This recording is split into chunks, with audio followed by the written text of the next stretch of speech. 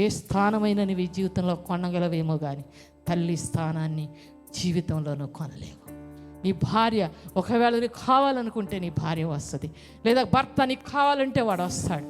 కానీ తల్లిని దేవుడు నీకు అనుగ్రహించిన వరము, దేవుడు నీకు అనుగ్రహించిన బహుమానం. నా తల్లిని నేను ఎంతో ప్రేమించాను. నిన్నటి రాత్రి ఉదయం ప్రార్థన చేస్తున్నప్పుడు మా అమ్మని జ్ఞాపకం చేసుకున్నాను. 5 పిల్లల్లో నన్ను మా అమ్మ ఎంతో ప్రేమించింది.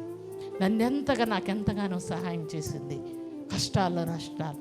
ఏనాడు నా తల్లి చనిపోయిందో 30 సంవత్సరాల క్రితం నాకు కుటుంబ బలాన్ని నేను కోల్పోయాను, కుటుంబంలో ఉన్న సంపదను నేను కోల్పోయాను. ఇదిగో వస్తుంది, తింటుంది, వెళ్ళిపోతుంది. కానీ అమ్మే.